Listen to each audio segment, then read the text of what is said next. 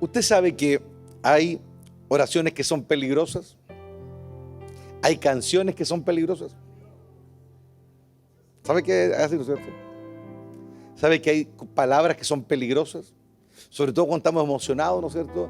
Y nosotros le decimos: Señor, aquí estoy en tus manos, haz de mí lo que quieras, me dispongo para ti, quiero ser un sacrificio vivo, y palabras como esas. Aunque la higuera no florezca, como cantamos delante, la canción es bonita, ¿eh? Es bonita, sí, es totalmente bíblica y una verdad absoluta. Pero la pregunta que yo me hago así, con la mano en el corazón: ¿cuántos aquí de verdad estarían dispuestos a soportar esa palabra? ¿Cuántos de verdad? ¿Que el desierto te esté matando de sed? Si hay algunos que por unos pares de chauchas menos casi se pegan un tiro, ¿no? Así, tirarla así suave nomás. Que por un poquito de presión han estado a punto de tirarlo todo. Algunos porque se les ha apretado un poquito nomás y porque se le han dicho puras verdades, han estado a punto de rebelarse. Pero la canción dice: aunque la higuera no florezca, aunque yo esté enfermo, aunque me pase esto, aunque me pasen todas las desgracias del mundo, yo me voy a gozar igual y todo lo que... ¿Lo han visto o no? En la vida, hermano, uno tiene que aprender a medir muy bien sus palabras. ¿Por qué? Porque en un estado emocional podemos prometerle muchas cosas a Dios. Muchas cosas a Dios. Pero la pregunta es esa. ¿Saben que hay algo que uno en la vida tiene que aprender a pensar? Es que por cada palabra que salga de nuestra boca tendremos que dar cuenta. Por cada gloria a Dios que dimos, por cada amén que dimos, por cada proclamación, por cada promesa. Por eso la Biblia dice en un pasaje que tus palabras sean pocas delante de Dios, dice. Es mejor guardar silencio en la presencia de Dios. Es mejor ser cauto. Es mejor ser prudente. Es mejor pensar bien lo que vas a decir. Porque puede llegar un momento en que Dios te cobre la promesa. Hay muchas personas en la vida que se acercan a Dios cuando necesitan algo. Y hemos hablado de eso muchas veces. Yo como pastor he visto, pero cientos de personas, por no ser más realista, que le prometen esto y otro a Dios, le ofrecen esto y lo otro a Dios, le suplican, se derraman todo cuando están jodidos, pero cuando ya no están jodidos, cuando ya pasó la prueba, se relajan y entran otra vez a su relajo. Y yo les digo esto porque es algo que yo también me autoanalizo en esto también, que cuando yo les cuento esto a ustedes, yo me pongo yo en el tapete primero y digo: Señor, ¿tendré la fuerza para sostener mi palabra delante de ti en el día de la prueba? ¿Tendré la fuerza? ¿Le suena Juana de Arco? Cuando la juzgaron, ella fue una revolucionaria francesa que durante la guerra de los 100 años que hubo entre Francia e Inglaterra, casi al final, aparentemente Dios le comenzó a hablar a Juana de Arco y ella habló con el rey de Francia. Los franceses estaban ya bien acorralados en el sur de Francia porque los ingleses habían tomado toda Francia. Y al parecer Dios le habló a esta mujer y esta mujer comenzó a dirigir el ejército francés y en cosa de meses comenzó a recuperarse. Y comenzaron a dar vuelta una guerra que no habían podido dar vuelta. Finalmente, Juana de Arco cae en las manos de los ingleses y la juzgaron. Y los ingleses estaban realmente con una vena al porte de un buque porque ella, con la palabra de Dios, ¿no es cierto? Y con las supuestas visiones que tenía de Dios, inspiró al ejército francés y lograron repeler a los ingleses que ya tenían casi Francia tomada. Y cuando la están juzgando, le hacen una pregunta del millón, porque en el fondo los ingleses, estamos hablando de una época en que la religión pesaba mucho, entonces la mejor manera de funar a alguien ahora lo hacen por las redes sociales. En esos años no era por las redes sociales, en esos años te funaban con la fe. Así lo hacían. Te funaban con la Iglesia Católica, te funaban con las amenazas divinas. Entonces, como todo el mundo estaba completamente ¿no es cierto?, sumergido en la ley de Dios y que faltar el respeto a Dios era peor que faltar el respeto a las leyes humanas, la funaron con la fe. Y en un momento le preguntan a ella si estaba en gracia de Dios o no. Era una pregunta capciosa, porque si ella decía que sí, la iban a acusar de arrogante delante de Dios y la iban a matar por eso. Y si ella decía que no, la iban a acusar de satánica porque no estaba. Y en un momento ella llega y dio una respuesta muy asertiva. Ella le pregunta si estaba en gracia de Dios y ella contesta: si no estoy, que Dios me ponga ahí, dijo. Contestó ella. Y si estoy en la gracia de Dios, que Dios me ayude a mantenerme en la gracia. Fue la respuesta perfecta. No pudieron juzgarla por eso, pero finalmente terminaron buscando también una razón para quemarla en la hoguera. ¿Y saben por qué me llamó mucho la atención esa respuesta? Porque fue muy ecuánime. Ella había sido realmente una prócer en la milicia, ¿no es cierto?, francesa para sacar a los ingleses. Era una cabra de 17 años que iba a saber de guerra. Y era evidente que algo sobrenatural estaba actuando sobre ella. Pero cuando la quieren acusar, ella respondió de manera muy equilibrada. Ni sí ni no. Y yo creo que eso es muy importante en nuestra vida cristiana. Ser cautos para decir sí o no delante de Dios. Ser cautos. Porque va a llegar un momento en que vamos a tener que dar cuenta a Dios. Va a llegar un momento en que vamos a salir de este mundo. Y tienes que tratar de caminar en equilibrio y en justicia para que no te sean, ¿no es cierto?, las palabras usadas en tu contra. Que no llegue un día en que Dios te diga, tú dijiste esto, esto y esto otro, y mira lo que hiciste. Por eso sé cauto, aprende a ser dirigido por el Espíritu. Ten cuidado con lo que cantas, ten cuidado con lo que oras. Tampoco busques un pretexto en eso para salirte de la presión y decir, que no soy. No, sé cauto, busca la guía del Espíritu. Piensa bien lo que vas a decir. Cuando digas, aunque la higuera no florezca, yo con todo te alabaré, piénsalo bien. Porque aunque la higuera no florezca, es decir, aunque no haya animal en la majada, aunque no tenga sustento. Y la pregunta, ¿vas a alabar a Dios si llega el día en que Dios determine que tu vida pase por una prueba en que no tenga ni siquiera para poner alimento en la mesa para tus hijos? Y ese día Dios te diga, bueno, hoy quiero que me alabes. Y ese día Dios te diga, tú dijiste que aunque la higuera no floreciera, me ibas a alabar igual. Tú lo dijiste, yo no te lo pedí, tú lo dijiste.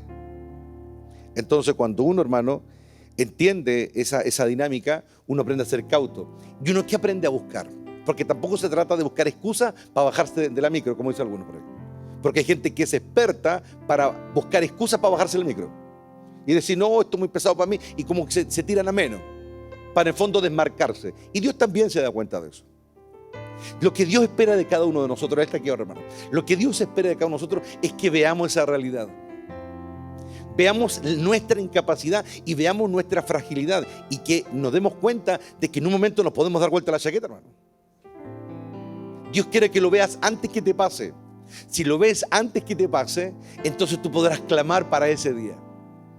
Y le podrás decir a Dios, dame la fuerza, dame la claridad, dame la entereza, dame la fidelidad, prepárame para ese momento. Jesús, en 2 o 3 ocasiones en el Evangelio, cuenta, él dice un momento, ¿acaso no nací para esto? Y era como que era evidente que él estaba en una lucha interna y estaba pensando en su martirio, en su crucifixión. Estaba pensando en lo que le iban a hacer. Y en un momento él lucha contra eso. Y probablemente también en parte de su corazón también se quiere rebelar contra eso. ¿Cómo no se iba a revelar el corazón del Señor? ¿O cómo no iba a tener una tendencia a rebelarse si se suponía que él iba a morir por los hombres, por la humanidad? Y la misma gente que a él lo rodeaba, el mundo que lo rodeaba, era completamente inmerecedor de lo que él iba a hacer por ellos. ¿Sí o no? Entonces, la pregunta que uno tiene que hacerse, ¿realmente Jesús iba así como muerto de la risa? No importa, voy a pagar un precio, ¿no es cierto? No importa. Si la misma gente que lo rodeaba, la gran mayoría que lo rodeaba, salvo pocas excepciones, lo atacaron, lo menospreciaron, lo contradijeron, lo cuestionaron y lo terminaron, ¿no es cierto?, vociferando a gritos que lo crucificaran. Y él estaba muriendo por ello. Entonces, yo creo que nosotros por un instante hagamos la tarea de pensar qué sentía Jesús en esos momentos. ¿Qué sentía Cristo cuando él sabía lo que iba a sufrir por, y más encima por los que iba a morir no se lo merecían? ¿Tú crees que una persona, en este caso Jesús, que el Padre lo ha enviado, porque las palabras suenan bonitas, porque de tal manera amó Dios al mundo que dio su Hijo unigénito para que todo aquel que él crea no se pierda, más tenga vida eterna? El verso es bonito, hermano, es bonito, es consolador, pero ahora ponte en el lugar de Jesús.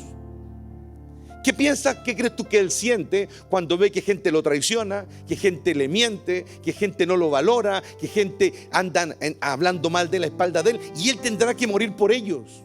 Pregúntate, ¿qué te pasaría a ti si a ti por un momento Dios te pusiese una circunstancia parecida? Morir por alguien que no se lo merece. ¿Qué sentirías? ¿Alegría? ¿Gozo? ¿O acaso en tu corazón no estaría incipiente la rebelión, el cuestionamiento hacia Dios? Y en esa batalla es que Jesús decía, ¿acaso no nací para esto? Es como que se cuestionaba él mismo, como que él mismo luchaba con su propio sentir, esa parte que no quería. Porque morir por alguien que vale la pena o morir por un compañero que está en la batalla luchando contigo, o morir por alguien, ¿no es cierto?, que está ahí lidiando contigo, vale la pena. Pero por ir por gente que lo traicionó, por gente que no lo valoró, ¿cómo te sentirías tú? Una de las cosas que Jesús le criticó a los fariseos fue de que ellos imponían muchas cargas sobre las personas, sobre todo de corte religioso, pero ellos no eran capaces de tocar ni siquiera con un dedo esa carga. Eso fue lo que Jesús le cuestionó a los fariseos y a los sacerdotes de la época. Eso fue. ¿Y acaso también Cristo no nos podría cuestionar a nosotros que hablamos de cosas que no conocemos y no entendemos? Y me estoy subiendo al bote también yo, hermano. No digo ustedes, digo nosotros. De cosas que realmente no hemos tocado ni con un dedo, de situaciones que realmente nunca las hemos realmente vivido. Pero la canción es bonita, yo me gocé con la canción. Pero cuando te goces y cuando la cantes, también ten presente que va a llegar un día en que Dios te va a hacer vivir eso. Te va a hacer vivir el desierto que te esté matando. Te va a hacer vivir en que no tengas un pedazo de pan en tu mesa. Y vamos a ver ese día si realmente lo honras o no. Vamos a ver si ese día realmente estará ahí. Y hermano, yo te la cuento así dura, difícil, porque es la realidad. Y cuando tú a una persona le hablas realidad, lo preparas más o menos medianamente para que pueda superar la prueba. Pero si yo te digo que esto es fácil, si yo te digo que esto es así, jaja, que no importa la gloria, no es así. No es así. Van a haber días tormentosísimos, súper difíciles. Por eso la Biblia dice en un pasaje que serán muchos los llamados y pocos los escogidos. Muy pocos los escogidos. Y si en los últimos días no fuesen acortados, dice la Biblia que hasta los escogidos se perderían. Eso fue lo que Jesús dijo. Entonces imagínate la realidad, la cruda realidad. Y esa es la realidad que nosotros tenemos que ahora digerir. Porque de un día para otro se puede venir todo abajo, hermano. Entonces es importante entender eso ahora. Por eso es tan importante ahora, en este tiempo, tener una comunión real con Dios. Este es un tiempo donde hay que fortalecerse en Dios, para que cuando lleguen esos días tengamos algo con qué resistir, por hermano. Tengamos algo con qué aguantar. Por eso es tan importante la soledad con Dios. Claro, puede ser, y también lo entiendo, que al escuchar estas palabras o escuchar estas declaraciones, como que nos nace el mismo sentir de Pedro. Entonces, ¿quién se va a salvar así? ¿Te acuerdan? Cuando Jesús hablaba, hermano, que se abra el entendimiento de lo que están oyendo acá y los que van a oír afuera. Cuando Jesús hablaba, Jesús frustraba. Jesús realmente frustraba porque Él decía la verdad. Y la verdad frustra, la verdad cansa. Si fuese fácil, todos la seguirían. La verdad duele, hermano. La verdad te cansa. La verdad puede sacar la rebelión dentro de ti, dentro de mí. La verdad puede sacar tu amargura a flote. Y podemos tener en la mente, ¿no es cierto?, toda la teoría muy clara de cómo funciona esto. Pero una cosa muy distinta, como dice el adagio, es con guitarra. Y es importante entenderlo ahora. Por eso, cuando Jesús hablaba de estas cosas y se explayaba en estas verdades, frustraba hasta los más cercanos. Entonces, ¿quién lo va a lograr? Dijo Pedro. ¿Quién se va a salvar entonces? Y ahí Jesús puso en el tapete la gran verdad. Esto para los hombres, dijo, es imposible. Pero para mi Padre, todo es posible. Es decir, el acto de la redención, de que el hombre la acepte, es imposible. Siguiendo la palabra de Jesús. Pero para mi Padre todo es posible. Por eso es tan importante entender y conocer al Padre. Hay personas que no conocen al Padre. Y otros que sí, un poco más. Pero es importante que ahora lo entendamos. Piensen en eso, le va a hacer bien. ¿Por qué? Porque esto funciona de la siguiente manera, hermano. Satanás observa a la humanidad. Están los creyentes y los no creyentes. Dentro de los no creyentes hay de todo. Pero también hay gente buena, entre comillas, que no le hace mal a otro, que son dadivosos. Y ahí va la degradación hasta llegar al concho de la botella. Y dentro de la cristiandad también hay gente que tiene la fe, tiene la palabra, tiene conocimiento. Mundo católico, mundo protestante, etc. Pero esto va más allá de esos parámetros. Esto va acá en el corazón. Hay gente que nunca va a poder seguir a Dios. ¿Saben por qué? Porque están muy acomodados en la tierra. Tienen un buen pasar, tienen una buena vida, no les falta nada. Esa gente nunca va a buscar a Dios. No lo va a buscar nunca. Porque están bien, por hermano, tienen de todo. Jesús dijo, no yo, qué difícil es para un rico entrar en el reino de Dios. Lo dijo Jesús, no yo. Porque hay gente que está muy acomodada en su vida. Cuídate de acomodarte, hermano. Los que me puedan oír afuera, ¿no es cierto?, en internet, en alguna parte, por ahí siempre hay alguien escuchando. Hay gente que no quiere entrar en el reino. ¿Por qué? Porque no le pesa mucho, no lo necesita mucho. Y hay otros que sí. Pero ahora es importante entender esto ahora. Entender que el Padre es el que dará la fuerza para que el corazón lo pueda aguantar. Porque cuando el Padre suelta a alguien, ese alguien ya no tiene con qué agarrarse. Pero si el Padre contiene a alguien, entonces Dios va a sostener ese corazón. ¿Lo ven? Acompáñenme por favor a Segunda de Crónicas, capítulo 35, Antiguo Testamento.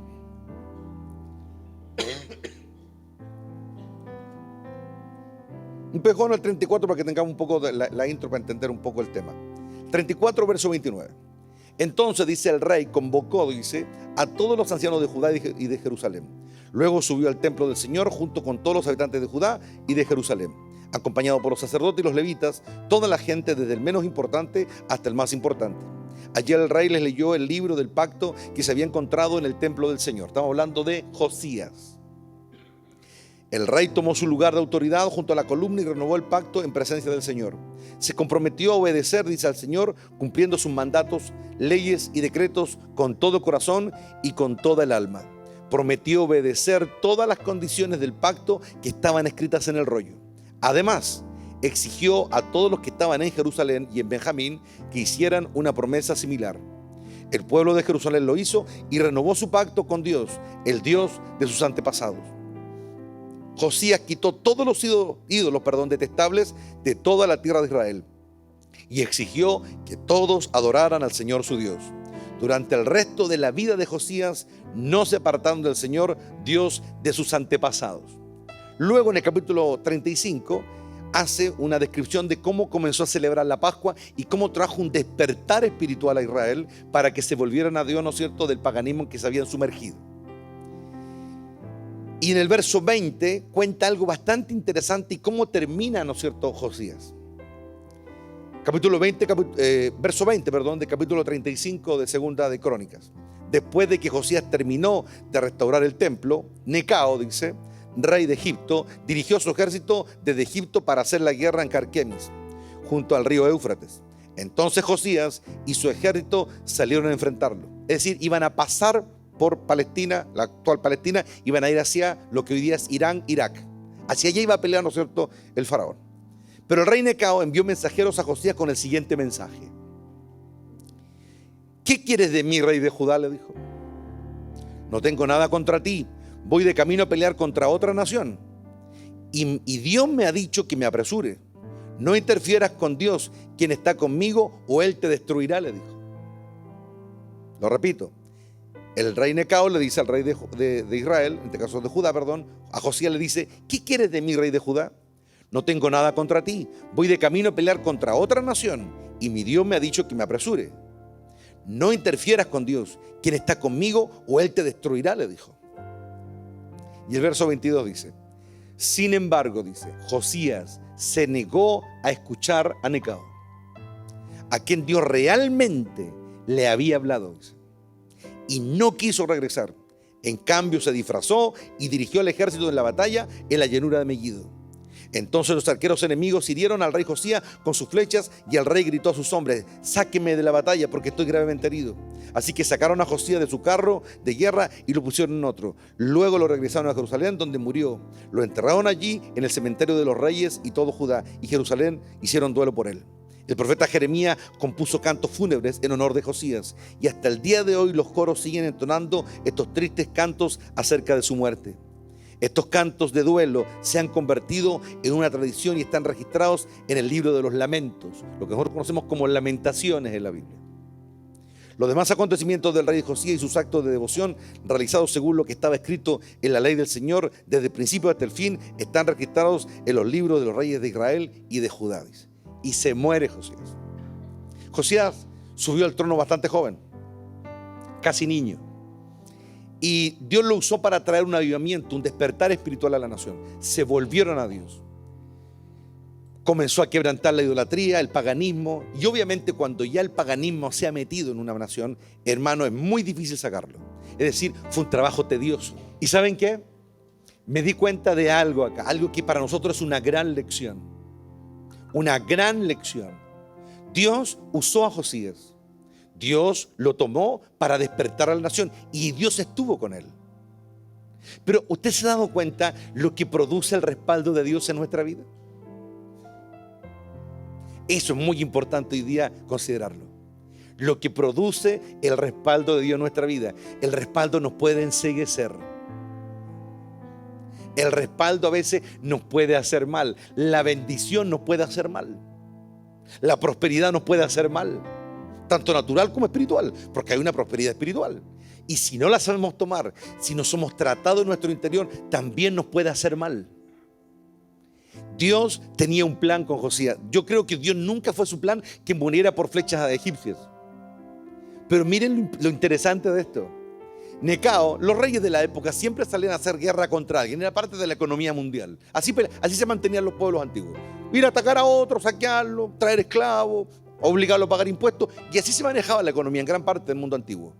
Y cuando el rey Necao de Egipto, que está abajo, estamos hablando en el norte de África, cruza por todo el Mediterráneo, en el fondo del Mediterráneo, y pasa por ahí, él va pasando nomás. Él no va a ir a pelear contra Judá, en Jerusalén. Él va más arriba a pelear.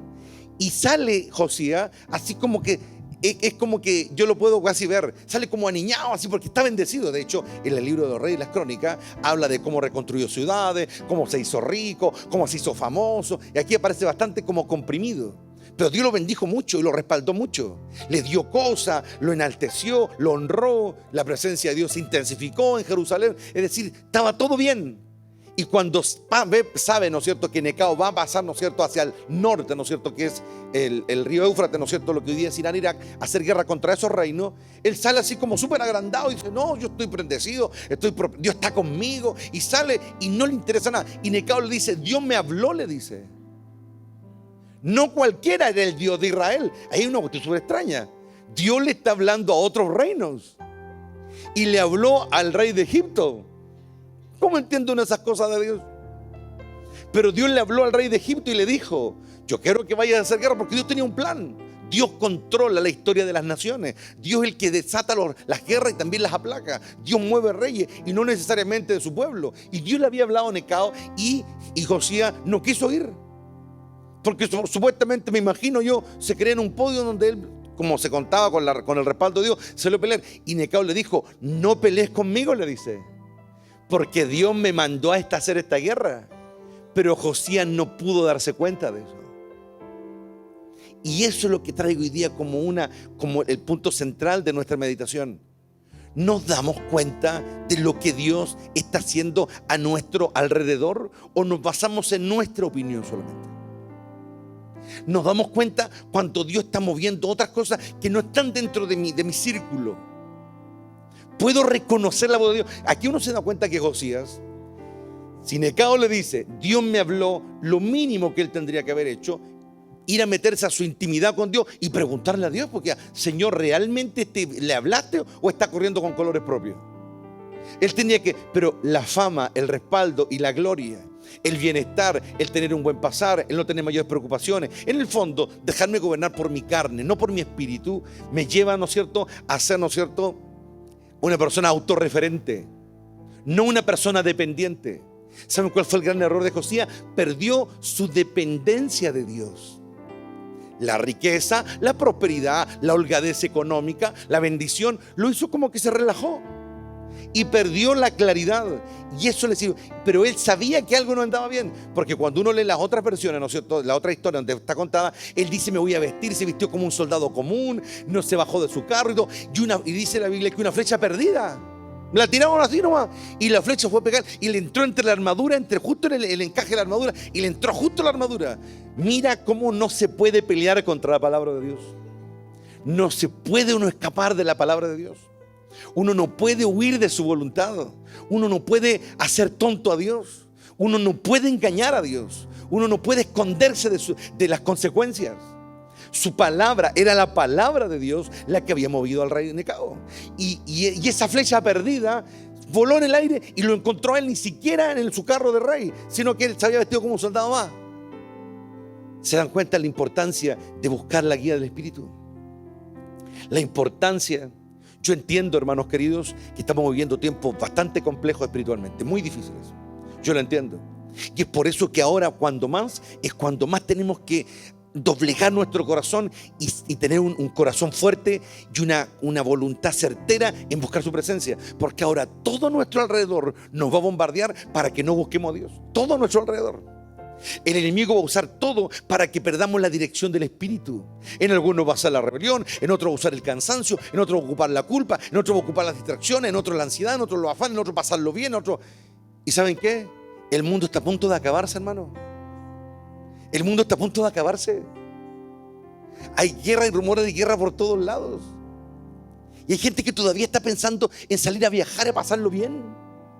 En viajar, en conocer y todo, y viven como pajaritos. Y el mundo está a punto de acabarse, hermano. Y no solamente porque lo esté diciendo desde una perspectiva religiosa, no, es cosa de ojear más la información que día a día está pasando en el mundo. Hay amenazas nucleares por todas partes, hermano. Usted sabe que si ahora en la guerra de Ucrania a algún bando se le ocurre tirar una bomba nuclear, eso va a ser una seguidilla de ataques nucleares que va a denigrar, hermano, aunque se van a hacer en misiles nucleares tácticos, que son un poco más reducidos, ¿no es cierto? Eso va a destruir la economía del mundo. Y el Señor por muchas partes está hablando que esto viene hambre, viene mucha necesidad. Entonces, si nosotros ahora en este tiempo no nos abocamos a buscar ese reino, a fortalecer nuestro corazón en su presencia, todo el mundo a nuestro lado va a caer. Y si nosotros no estamos dispuestos a ello, lamentablemente hay muchos lugares, hermano, muchas iglesias sobre todo, donde les predican un evangelio para entretener a la gente. Donde le hablan de prosperidad, donde le hablan de sanidad, donde le hablan que Dios le ama. Y es verdad, Dios hace todas esas cosas, pero hay un mensaje ahora intrínseco ahora. Ahora la relevancia es otra. Ahora es cuando hay que buscar al Padre con todo. Ahora es cuando hay que pensar bien lo que decimos. Ahora hay que abrir el corazón delante de Dios y pedir la fuerza que nos falta. Y Dios la va a dar. Dios la va a dar, hermano. Dios va a dar la fuerza. Porque Él sabe que no podemos sin Él. Él lo sabe. Pero ahora es cuando los corazones tienen que abrirse. Ahora es cuando los corazones tienen que derramarse. Ahora es cuando hay que luchar contra toda adversidad y hay que clamar unos por otros. Ahora es cuando hay que ser parte de un cuerpo. Parte de un cuerpo. Ahora es cuando Dios tiene que ver dependencia en nosotros y no independencia como vio en Josías. Josías se volvió a Dios, restauró la adoración a Dios y todo, iba bien, pero en un momento es como que se desconectó. En un momento ya empezó a hacer lo que él quería hacer. Y eso no nos puede pasar a nosotros. Tenemos que depender de Dios en este tiempo. Hay que hacer las cosas en este tiempo como hay que hacerlas. Hay que buscar el reino como hay que buscarlo. Hermanos, sin su espíritu no lo vamos a lograr. Sin su presencia no lo vamos a lograr. No lo vamos a lograr. ¿Ustedes se acuerdan en el 2019 cuando comenzó ese estallido delincuencial? ¿Se acuerdan? Ese fatídico 19 de octubre del 19, ¿se acuerdan? ¿Se acuerdan de que cuando partió así de la noche a la mañana? De la noche a la mañana. Y el mundo se convulsionó de la noche a la mañana. ¿Y dónde estaban todos aquellos que tienen un buen pasar, tranquilos, que andaban pasándolo bien, yendo para allá, para acá? ¿A dónde estaban? ¿Qué pasó? Pasaron 3, 4, 5, 6 meses y después apareció la tontera de la pandemia. Y nos tuvieron encerrados. ¿Se acuerdan que en septiembre, usted puede buscar la prédica de septiembre del 2019? En ese mes yo les dije, vienen días, me dijo el Señor, en que no van a poder salir de sus casas. Se los dije. Septiembre de 2019, no había ni sombra de pandemia, y yo se los dije. Y muchos probablemente no creyeron, o muchos probablemente consideraron que estaba poniendo color. Pasaron 6 meses y no podíamos salir de nuestras casas. Y usted piensa, hermano querido, que el enemigo, el maligno, el gobernante de este mundo, ¿usted piensa que se va a quedar tranquilo ahora? Si lo que hizo con la pandemia del COVID-19 fue simplemente una prueba. Fue una prueba. Y gracias a Dios que estamos preparados para eso. Porque si usted hubiese estado en otra iglesia, estoy hablando de la gran mayoría, porque probablemente hay una que otra excepción por ahí, la gran mayoría de los vacunados, y mucha gente se murió, hermano. Y no por el COVID, se murió por la vacuna. Y ahora todo el planeta está alegando contra la vacuna, hermano. Están habiendo muertes a rolete. El ejército estadounidense, estaba leyendo una noticia que la puse en mi canal de Telegram, que ahora las Fuerzas Armadas estadounidenses, un ejército más poderoso del mundo, están reconociendo que se le están muriendo los soldados, por hermano. Cabros jóvenes, cabros que están entrenados para la guerra y se están cayendo, hermano, y lo están tapando con tierra. Entonces, ¿usted piensa de verdad que Satanás se va a quedar tranquilo ahora? ¿En serio? ¿Usted piensa que iba a pasar y se va a arreglar la economía? Y no, ¿usted piensa eso? No va a ser así, hermano. Este es un tiempo para depender del Padre. Este es un tiempo para buscar el río de su espíritu. Y si buscamos el río de su espíritu, Dios nos va a sustentar y Dios va a ayudarnos a ganar afuera y a ganar adentro.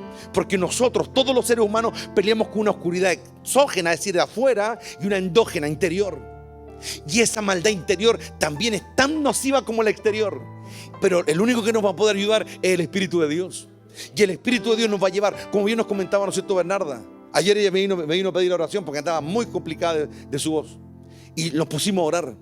Y yo también andaba bastante enfermo con dolor de cuerpo y toda esta gripe tonta que anda dando vueltas. Y en un momento yo llego y le pongo la mano y yo sentí la presencia de Dios súper fuerte. Y en un momento el Señor le dijo a ella: tienes que sumergirte más. El tema es que Dios nos llama a sumergirnos cuando no tenemos ánimo. Nos manda a sumergirnos cuando la fe está por el suelo a veces, y nos manda a sumergirnos. Es cuando Dios habla de gloria y nosotros estamos así apenas sobreviviendo y Dios nos habla de gloria. Hermano, y ahí se puede, y ese cortocircuito que se genera entre nuestro corazón y el de Dios puede generar amargura en nosotros. Porque vemos a Dios que te habla de gloria, te habla de sumergirte, y tú tenías un atado acá, tenías un atado allá, tenías problemas, estás enfermo, que aquí, que allá, que esto, lo otro. Y Dios te dice, y el único que nos puede reconciliar con Dios, el único que nos puede volver a conectar con Dios es su Espíritu. Y su Espíritu nos ayuda a conectarnos con Él. Cuando hablamos del Pentecostés, algo glorioso que cuenta el libro de los Hechos en el Evangelio, cuando Cristo ha muerto, ¿no es cierto?, toda la ciudad de Jerusalén está convulsionada. Recordemos que para nosotros el Mesías es la base del cristianismo, pero en ese momento, en el año, ¿no es cierto?, en el comienzo de la iglesia primitiva en Jerusalén, eran los malos de la película. El voz público decía: logramos matar a este mentiroso, a este rufián. Esto era lo que la gente opinaba. Que era un grupito, pero muy reducido, que confiaban, que seguían creyendo en él. Dentro estaban los apóstoles y un grupo más grande. Pero ellos tuvieron que resistir para que llegara el Espíritu de Dios. Es decir, la llenura les llegó no en un resort, no les cayó viajando y haciendo y pasándolo bien. Les cayó en la opresión. Ahí cayó la gloria. La gloria cayó en la opresión. Ellos fueron llenos del Espíritu Santo en medio de las amenazas, en medio del temor, en medio de las encrucijadas, en medio de la controversia. Ahí fueron llenos. Y por eso muchos se fueron y quedaron unos pocos. La pregunta es: ¿cuánto lograrán llegar hasta el día en que Dios derrame su gloria? ¿Se da cuenta que Jesús tenía razón? Esto es imposible para los hombres, pero para mi Padre todo es posible. Para nuestro Padre Celestial todo es posible. ¿Saben qué? Josías, el nombre Josías significa Jehová sana, o Jehová es el sanador. Y nosotros tenemos que no olvidarnos de que Dios es el que nos sana. Dios es el que nos va a sanar. Dios es el que se va a llevar la arrogancia, se va a llevar toda obra del enemigo. Es Dios quien lo va a hacer. Es Dios quien va a cambiar nuestro interior. Moldeemos nuestro carácter a su voluntad. Moldeemos nuestro sentir a su voluntad. Moldeemos nuestro anhelo a su voluntad. Porque este va a ser un tiempo en que va a haber mucha oscuridad sobre la tierra. Y probablemente de ti y de mí van a salir cosas que no quisiéramos que salieran, pero van a salir por esta presión que hay. Y el único que nos podrá librar de esa maldad será nuestro Padre. Porque cuando Él habla, el aire se limpia. Cuando Él aparece, los corazones se levantan. Aleluya. Digámosle: Señor, aunque la higuera no florezca, pero Señor, yo no sé si estoy preparado para ese día, pero yo quiero confiar en ti.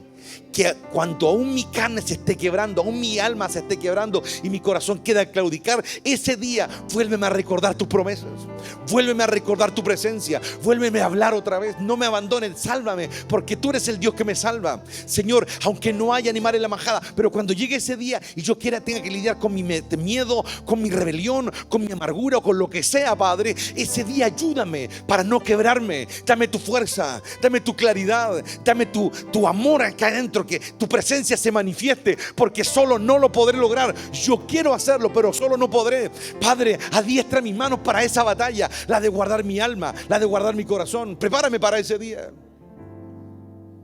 Si tú eres de los que está despierto, eres bienaventurado. Si eres de aquellos que lo ven, estás bien. Cuando Jesús caminó hace 2000 años en la tierra, trajo un mensaje glorioso. Comenzó a sanar, liberar y a ayudar a la gente. Pero después comenzaron a escuchar sus palabras, su sermón. Y hubo gente que no soportó el sermón de Jesús. Y hubo mucha gente que dijo, según el Evangelio, no lo cuenta, ¿no es cierto? Dice, ¿quién podrá soportar las palabras de este hombre? No podían soportarlas.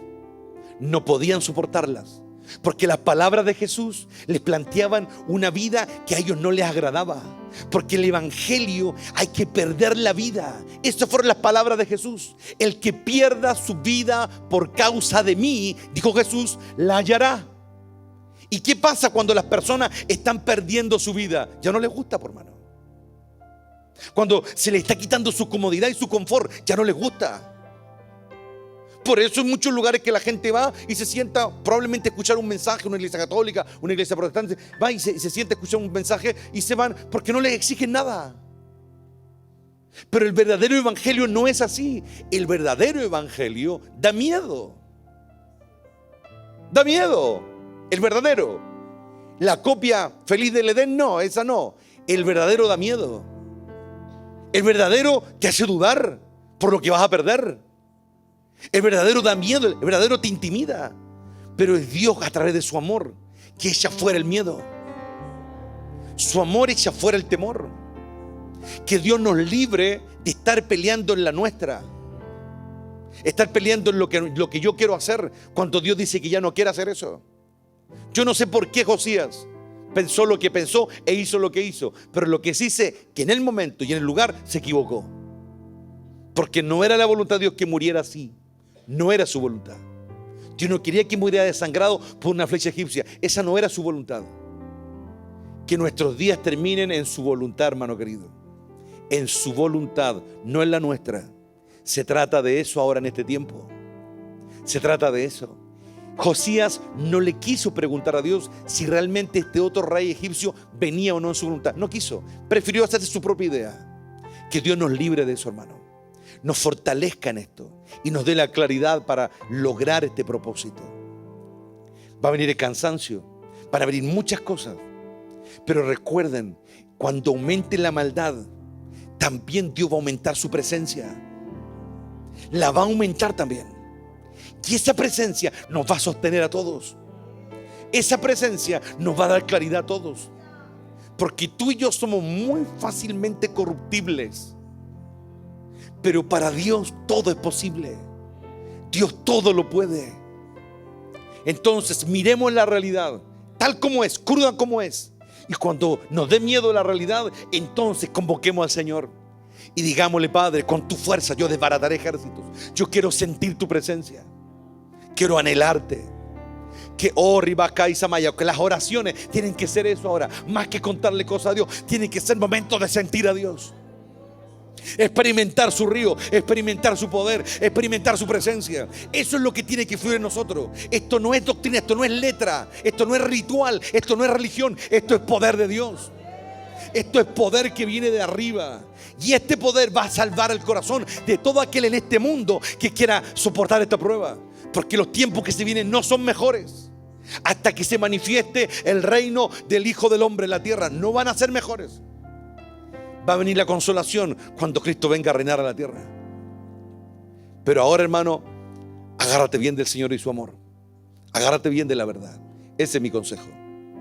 Que el Señor nos dé fortaleza y nos ayude a vencer con el bien el mal que nos asedia, tanto de afuera como de adentro. Si llegan días, hermano, en que usted quiera tirar toda la porra, no se sienta como una oveja negra, porque a todos nos ha pasado. A todos. Pero recuerden de que no podemos negar lo que hemos visto y oído. No podemos negar lo que hemos visto y oído. Y lo único que hay que invocar es al Dios que salva. Y Dios salva, hermano. Dios realmente redime. Dios restaura el corazón. Dios lo hace para aquel que se entrega en sus manos.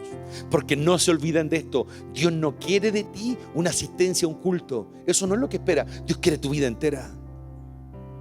Dios quiere tu vida entera. Dios quiere que tú y yo le correspondamos a Él lo que Él es para nosotros. ¿Te imaginas que nosotros tuviésemos a Dios un par de veces a la semana nomás? Y el resto de la semana Dios se olvidara de nosotros. Dios no se olvida de nadie. Por eso el hombre sigue subsistiendo sobre la tierra. Por eso todavía podemos vivir. Pero Dios va a tener que soltar el mal sobre la tierra. Dios lo va a hacer. Tenemos que estar agarrados de Él para soportarlo, para después cosechar en gloria. Y para terminar, estamos alabando a Dios y de pronto Dios se empezó a intensificar, porque esto es lo glorioso. Lo digo para que uno u otro capaz que no lo entienda, la mayoría ya lo saben, pero sobre todo para la gente de afuera que nos ve en internet. ¿Saben por qué alabamos tanto a Dios nosotros? ¿Por qué lo hacemos con toda la fuerza y con todo esto? Porque su palabra dice que a Dios hay que alabarlo con todo lo que somos. Con címbalos resonantes, dice la Biblia. Con címbalos, con cuerdas, con flauta, con danza, con todo. Por eso lo alabamos. Porque nosotros cuando comenzamos a adorar a Dios, creamos un lugar que es más que música. Creamos un lugar y en ese lugar podemos oír a Dios, podemos sentir a Dios. En ese lugar podemos vivificarnos, podemos sumergirnos en las aguas. Es más que gritar y ponerle volumen a la cuestión, no es más que eso. Si hay gente que ve eso, nomás no entendió nada. No tan solamente que metamos boche, lo que hacemos es adorar a Dios, porque su palabra dice que así hay que hacerlo. Y cuando Juan, el último de los apóstoles, estando en Patmos, una isla romana bajo el dominio romano, fue exiliado para que se muriera ahí, era el último ya anciano, ya cerca de 90 años, Jesús lo visitó en esa isla. Y de ahí nace el Apocalipsis. Y el Señor se le aparece a Juan en la isla de Patmos. Y le dice, sube acá, le dice, y te mostraré las cosas que han de ocurrir después de esta, le dice. Y él vio el cielo. Y él dice, y era un estruendo como de muchas aguas que alababan y adoraban a Dios, dice. El cielo retumbaba con la adoración al Eterno.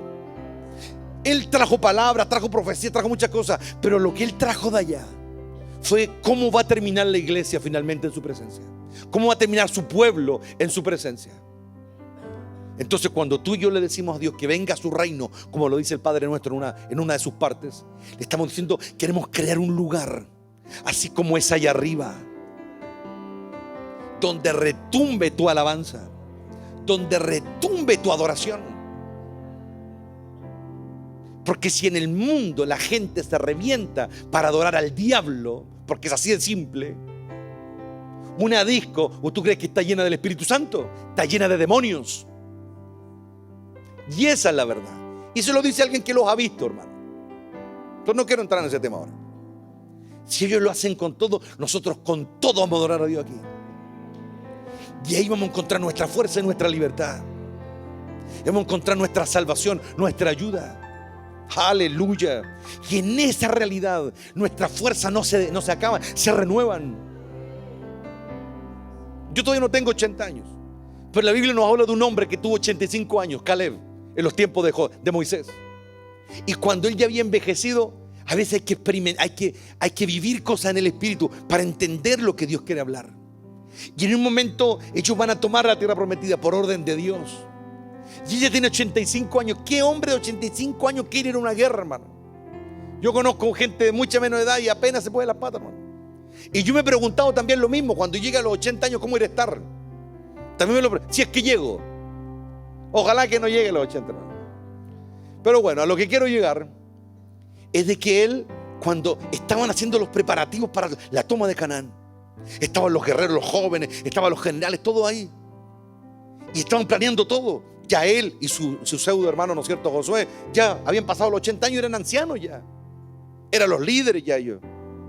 Y en un momento están planeando la guerra, cómo van a atacar, cómo van a tomar. Y de pronto él entra. Y sabes que lo vi mientras adoraba a Dios, hermano. Y él entra y están todos ahí. Y él mira, ve cómo han planeado el ataque, todo. Afuera están todas las legiones de Israel listas para el combate. Y de pronto los ven comenzar a armarse. Y todos se sorprenden. Hasta Josué le dice: pero deja que los jóvenes vayan a la guerra. Le dice: ¿cómo vamos a ir nosotros? Estamos viejos. Y de pronto yo pude ver el rostro de Caleb, hermano. ¿Qué me estás diciendo? Que me mamé 40 años en el desierto para ver cómo otros van a tomar la tierra y yo voy a quedar mirando. No, le dijo. No, yo no aguanté todo este tiempo para mirar. Yo aguanté todo este tiempo para sentir la victoria en mis manos. Yo voy a ganarla a los que habitan en Hebrón. Voy a derribar a esos gigantes que hace 40 años atrás me dijeron que yo era una langosta delante de ellos. Pero Dios, yo le creí a Dios. No voy a morir aquí, yo voy a entrar. Y estoy listo para la guerra. Y tengo la misma fuerza de hace 40 años atrás para ir y pelear. Y lo hizo, hermano. Lo hizo y tomó la tierra. Y venció a gigantes. Él era el príncipe de la tribu de Judá. La misma tribu de la que desciende Jesús. Él era un león de Judá también ahí. Porque Judá ha tenido muchos leones. Muchos leones que no se rinden. Por eso siempre ha sido la tribu más fuerte. Alabanza, Judá, alabanza. Por eso le puse a mi hijo mayor Judá, porque significa alabanza. Él se llama Judá Esteban, alabanza victoriosa. Así le puse mi nombre a mi hijo. Judá, alabanza. Judá. Judá resuena siempre. En las eternidades resuena ese nombre. Porque lo que ocurre en la tierra ya ocurrió arriba en el cielo. Si acá hay 12 tribus, allá también hay 12 tribus. Si acá hay una tribu que es mayor, allá también hay una tribu que es de los mayores. Aleluya, es la gloria de Dios. Es el reino de Dios. Y los que son de Judá, aunque lleguen a viejo, esa estirpe de Judá está en ellos viva. Esa estirpe que no se rinden. Esa estirpe que aunque estén apenas caminando, todavía pueden luchar. Todavía pueden batallar. Todavía pueden seguir en la pelea.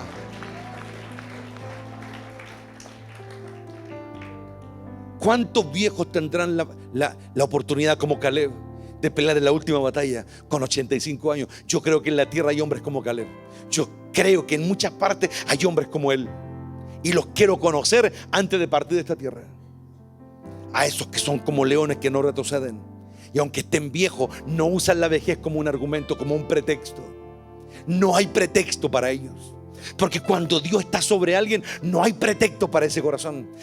Cuando Dios está sobre alguien, esa persona lo puede todo, lo cree todo, se fortalece. Porque no son ellos, es Dios a través de ellos, llenándolos de poder, llenándolos de fuerza, llenándolos de claridad. Eso es lo que logran aquellos que adoran de cerca, no los que están de acuerdo o son simpatizantes de lejos. Los de lejos nunca van a ver esa gloria, son los que se acercan. Acerquémonos pues confiadamente, dijo el apóstol Pablo, al trono de la gracia para hallar descanso para nuestras almas.